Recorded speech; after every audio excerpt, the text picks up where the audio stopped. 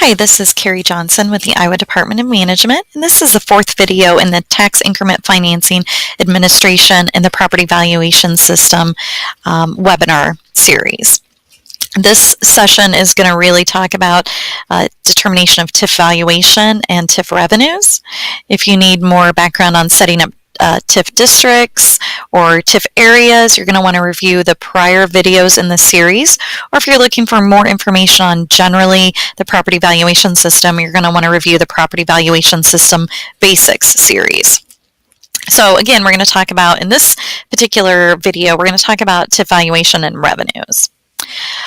So let's talk about calculating TIF base and increment valuations. You're annually going to use the formula on the next slide to determine the available budget year TIF base and increment values. As a side note, utility property should not be included. It's not considered to be on the assessment roll, so it's not used for calculating TIF increment. So what you're going to do is individually enter the valuation for each base and for each pair of TIF base and increment taxing districts, each pair, into the formula on the following page, and then add up all the individual formula produced increment amounts to arrive at the maximum total amount for a particular area.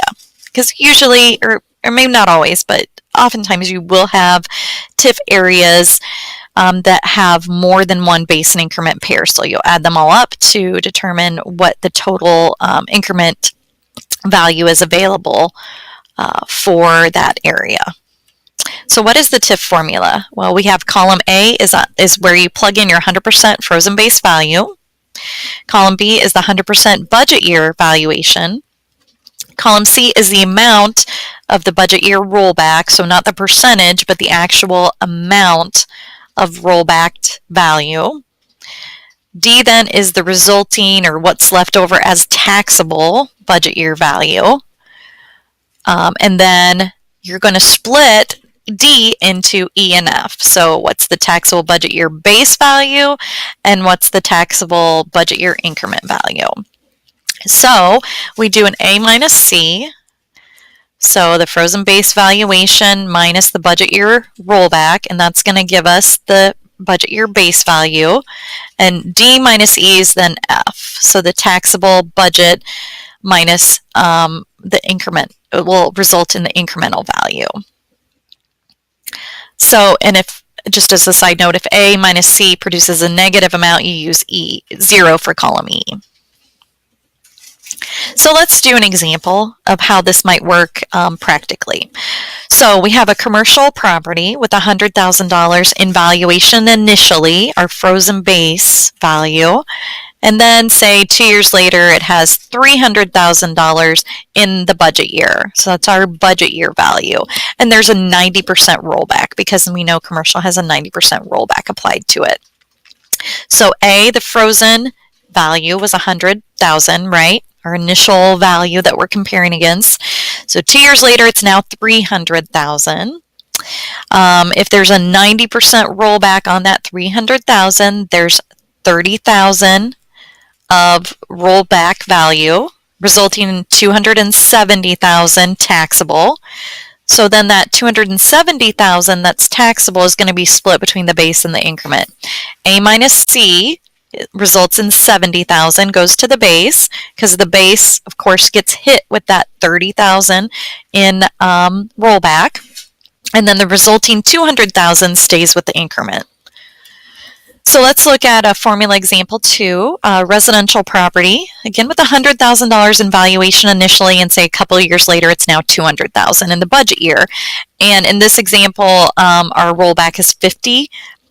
Just for ease of calculation, it typically, has been around 50, 55 in the last few years. But at any rate, so A, our initial frozen value is $100,000. A couple years later in the budget year, that value is now $200,000. We know a 50% rollback of $200,000 is $100,000.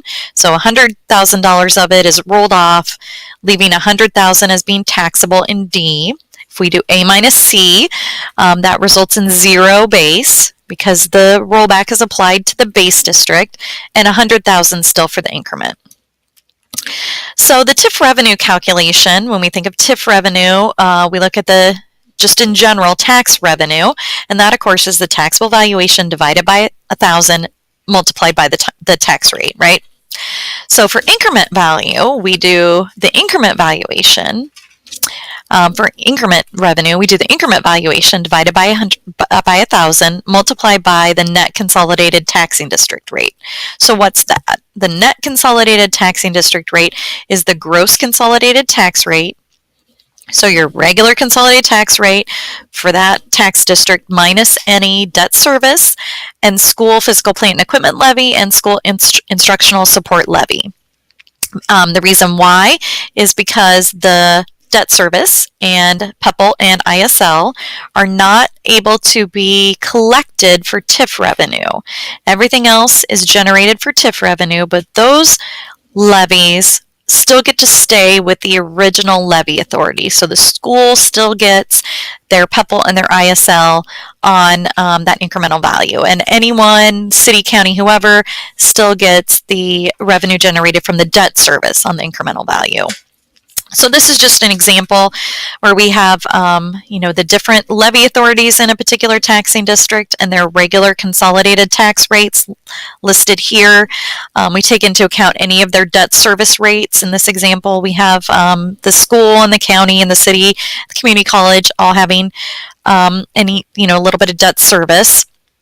And we also take into account the school's PEPL and the school's ISL. In this example, we're using really round numbers, but in this example, we also have rates for those.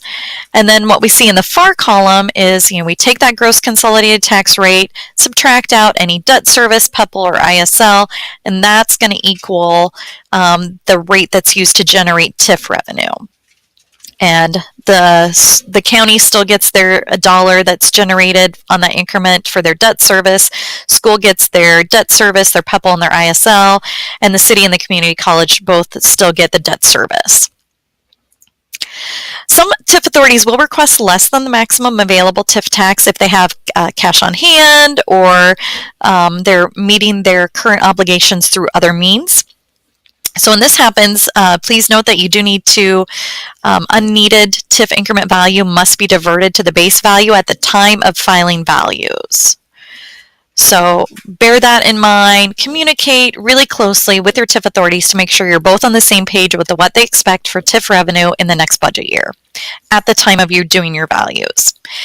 Each year for each TIF area, reconcile the amounts of certified TIF indebtedness with the amounts of TIF incremental tax previously apportioned and to be paid in the current year that we're in and in the upcoming budget year.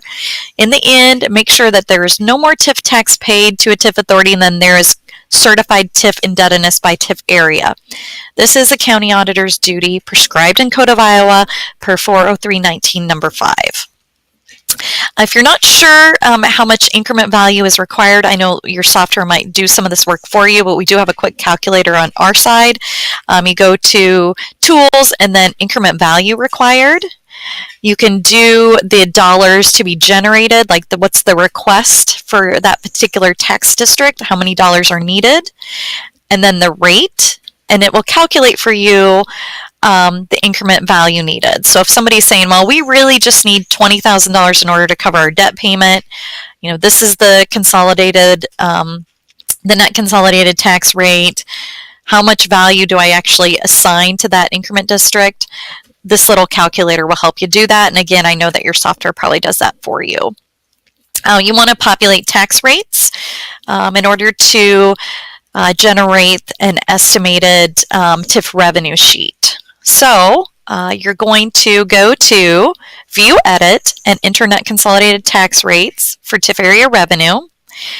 It's going to pull up for you all of your increment districts. And you have an option to select Populate Tax Rates. It's going to give you sort of a warning. Do you want to do this? Yes. After you select OK, the current year's rates will populate for you. That's helping you provide the estimate. If you added any new tax districts in this current year, you're going to need to manually enter a rate. So then you'll do that and select Save Rates.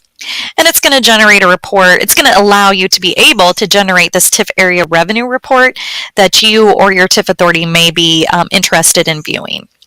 If you have any questions regarding the calculation of TIF revenue,